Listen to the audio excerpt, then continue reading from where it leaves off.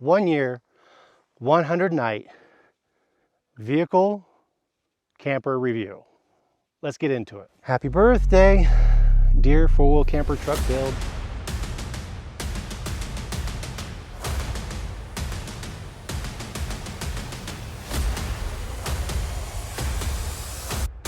Happy birthday to you. With this video, we're going to be talking about the overall build.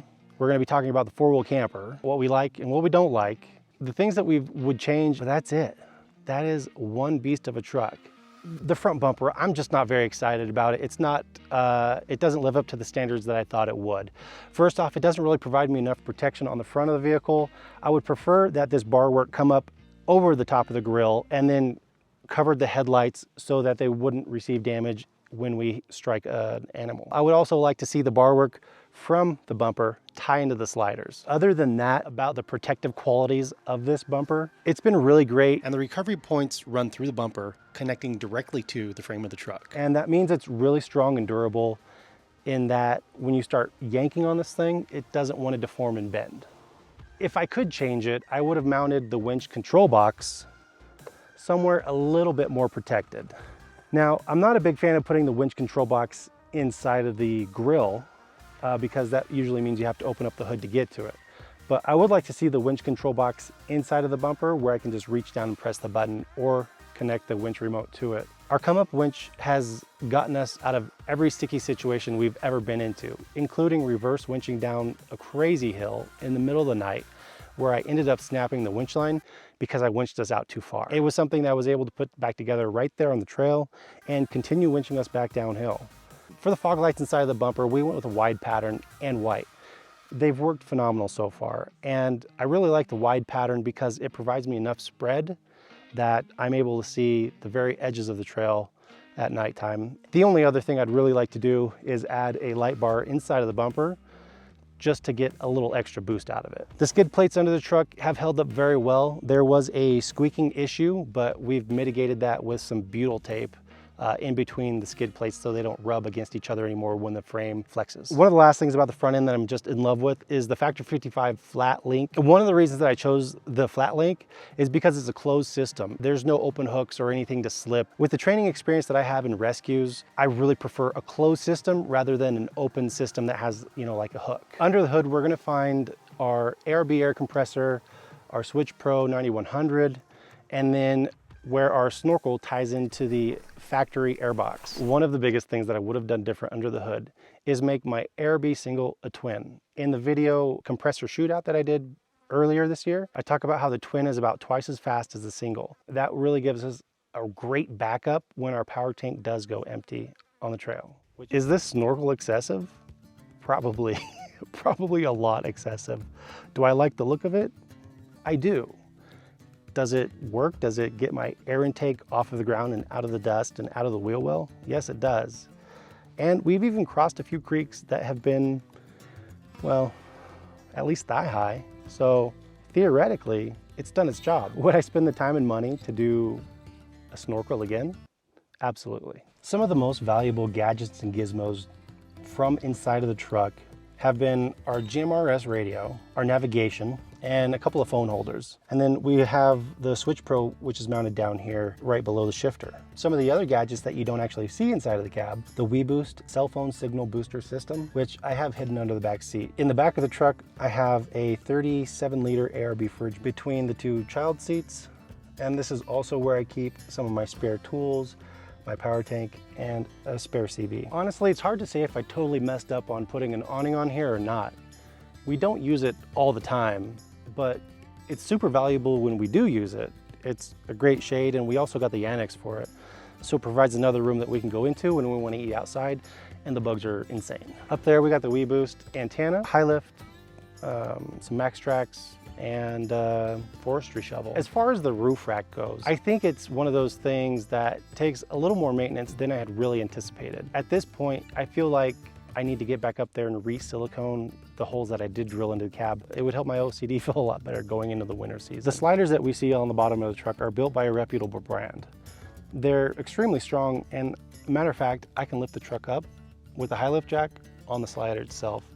and the truck weighs in at around 9,200 pounds when we're fully loaded. One of the other questions I get asked all the time is like, what paint did we use on the truck, because it's matched from the tray to the slider to the bumper. I did it all myself, and I used Raptor liner. I've heard mixed reviews on Raptor liner, but we followed the directions to a T. And then we also had the products sandblasted before we used the Raptor liner product line on it. It's held up great. There's been a few chips and dings and scratches and dents, but that's really dragging 9,200 pounds over rocks, and which would be expected on any kind of a painted surface. So these wheels, I like the way they look, but we were at the beach and I had to air down to about 15 PSI in the rear and 12 PSI in the front. When I was refilling them, I heard the beads pop back into place. That's a good warning sign to me that says we were close to rolling off a bead. What that really tells me is that it would be best for us in our situation to have fully bead locked wheels. So for the application that we have and the size of the tray and the way the wheel wells work on the tray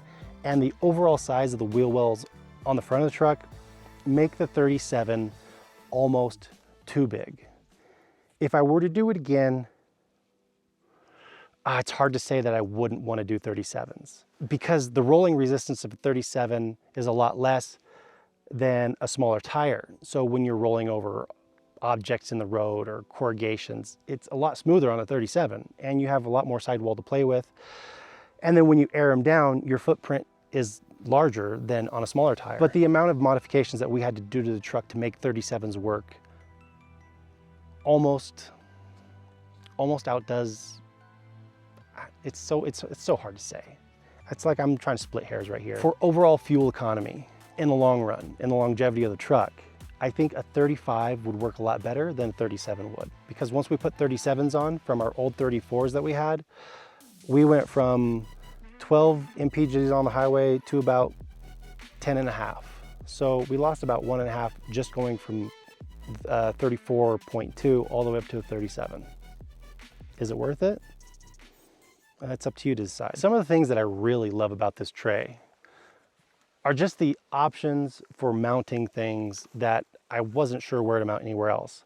Like my diff breather, I actually have it mounted right next to the water fill on the back here.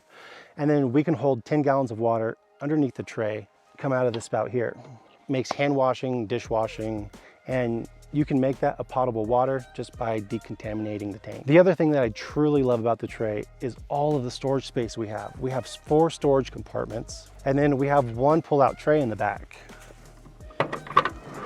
And although I'm not loaded for expedition right now, you can see how much room this tray actually provides. All of the tail lights on the tray are LED, and the backup lights are extremely bright white LEDs. We've maintained the factory backup camera and the factory trailer connections. One of the other things that's not too commonly known or seen with this truck is this X-brace here in the back. And this is something that we had custom done because we felt the frame flex was too much with the weight that we had on, and it was adding to instability on the road. And this is one of those things that played into having less side-to-side sway, and that also goes included with emulsion shocks and revalving the rear triple bypass shocks. So it's really helped us on all the weight we have and stabilizing it so we're safer on the road. I would like this spare tire here deleted because I can't run a full-size 37 spare here. This is a 34.2. And what that really means for us, if a rear tire does blow on the trail and we have to swap it out, I'm gonna have to take a front tire, put it on the rear, and then put this tire on the front. Because a 4-wheel drive system from the transfer case wants to spin at the same speed, and it would be trying to spin a smaller tire with a larger tire, which would naturally not spin at the same speed. So it would be harder on the drivetrain, which we really wouldn't want to do for long periods unless we were in a really difficult situation. The biggest thing that I don't like about the back of this tray is that there's nowhere to mount a spare tire that can come up and kind of just mount back here. I would love to be able to mount a spare tire on the back of this camper or tray. And I've seen a few systems out there, but it's not really a native system to the 4-wheel camper platform. A few of the things that I've had to do is just general maintenance for the camper. In here we were getting a little bit of leakage when it was raining or really wet outside, or even washing the truck, and so I had to re-silicone some of this stuff at about 6 months in. Would I change anything about the suspension components? Absolutely yes. Basically the only thing that I don't like about the front suspension is that I didn't revalve the front shocks when I should have. I'll be revalving the front shocks when I do shock maintenance in about 10,000 more miles. On the front and rear, it's all ADS. The front, it's a bypass shock with adjusters. On the back, I have the triple bypass that have been revalved to the weight of the truck. And then I have the bump stops, and then I have the 2.5-inch emulsion shocks, which act better than what an airbag would act. They don't limit any articulation, also provide a lot of dampening performance that we needed. The camper rated weight is like 1831 weight. And like you just said, this thing handles like it's just a regular truck with a rooftop tent on top. It's pretty incredible, and a lot of work and design went into that through MCM Fabrication in Las Vegas. Matthew is a genius at the suspension of this thing, and then ADS came through with just high quality products that a lot of people didn't think would work. You know, like emulsion shocks are typically seen on rock crawlers and not on these types of applications, but they've been superstars. It is one of the stars of the show right now for suspension on the truck. And I wouldn't change a thing about it. Yeah, so prior to these leaf springs, I had the Deaver leaf pack that was more flexible, but it was like plus 200 or 300 pounds of weight. And these are probably plus 1,200 pounds, and they're really flexible when the weight's on there. Just the front, I have to leave a sway bar on so it doesn't get as much flex out of it. The camper. Is it durable? One of the biggest things I would change about this camper, if you were like, hey, here's a magic wand, change something about this, I would have had this camper wrapped in vinyl before I started using it. I kick myself for not doing that. And it's probably still an option to do it, but at this point it'd be a ton of work to get it done, to clean it, to detail it, to take everything off. I just wish there was an option to have this thing wrapped from the factory before they started putting everything together, because it would just make maintenance of this and all the brush marks. There used to be a bunch more brush marks on here, but I've taken the time and effort to, you know, buff most of them out, but still it's you know, you can tell we've taken it on a trailer too. The other thing I would love to see implemented in the four-wheel camper style, and this is something that's come out on the full-size tow-behind trailers, is that the stairs actually fold up inside of the camper. And right now, if I open the door, you're gonna see that I have the stairs just laying on the floor, and then I have to pull the stairs out, connect them to this bracket here, and then you know, you can't really drive around with the stairs on the bracket because they rub on the tire. You know, there's other people who use like a holster step, something that hangs onto the edge of the truck here, and it's just like a single step, you know, which is all good and stuff. But when you have little kids, things like that just don't work. And I would really love to see them design something where there were stairs on the inside that just folded out when you opened up the door and like release a latch. I mean, that would be so ideal. Four-wheel Campers is probably developing something like this right now because, you know, Bison Campers is doing it, HBE I believe is doing it, and the turnbuckles at the top, you know, those just need to be deleted. They just need to come up with a better solution or an automatic solution, because popping those turnbuckles when you have a lifted truck, I mean, I'm 6 foot and a little bit, and you know, I'm still decades away from reaching that turnbuckle. People have said, well, you could bring a little ladder around with you. And I'm like, well, or I could not waste that space on a ladder. Don't even get me started on the price of this camper. This is a fully loaded Hawk flatbed. So this is like, I think the only thing that we didn't put on here was, they have this whistle that if you hit it, goes woo, woo, and whistles. So when you're driving down the street, you can whistle at people. We didn't do that, but we did everything besides that. They don't have that. You know, but I guess this is probably the last thing that I just can't stand about the four-wheel camper, is that the exterior lights, and I'm sure you four-wheel camper Facebook group guys are gonna be like, oh, you just need to fix it yourself. But when you spend 48,000 bucks on a camper like this, you think you are expected to go around and fix things yourself within the first year. So if your vehicle bolt started to rust on a $70,000 truck that you just purchased, would you say, well, you're just lazy and you need to fix that? Or would you say, this better be covered under warranty? Because I'm gonna be on the side of the fence that says it needs to be covered under warranty. Anyways, bolts are rusting, the lights leak. The lights still work, but you can get water saturated inside that light pretty easily. Is it something that, as a four-wheel camper owner, spending this much on a brand new camper should have to deal with? No. But those are the only lights on the thing that do look cheap. Everything else looks uniformed and like it belongs. But some of the best qualities about this camper is the absolute ruggedness of it. I mean, we've taken this thing on some pretty good trails, pretty heavily corrugated, bumps, turns, twists. Heck, we had this thing flexed out today, and you could actually see the torsion in the roof of the camper. And this thing is just rock solid. Like whatever kind of magic they pour into this thing when they're building it and welding it together, it's ridiculously strong.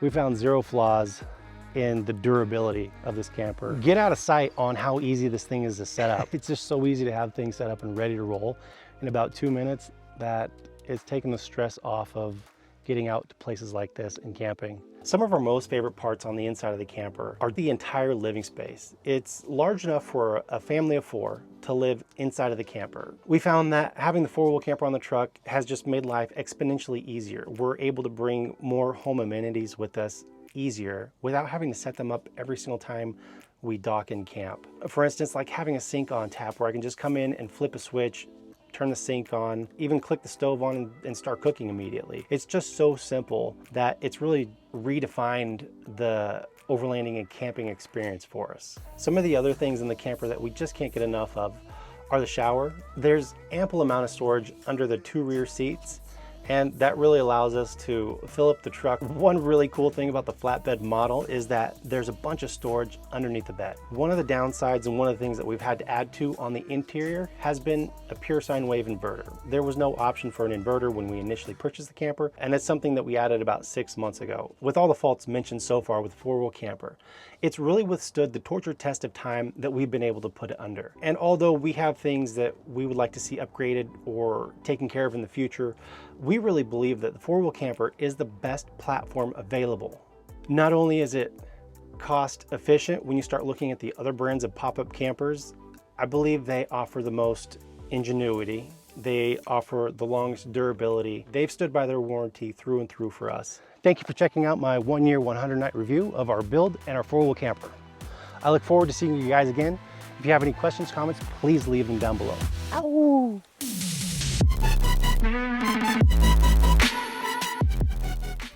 Perfect.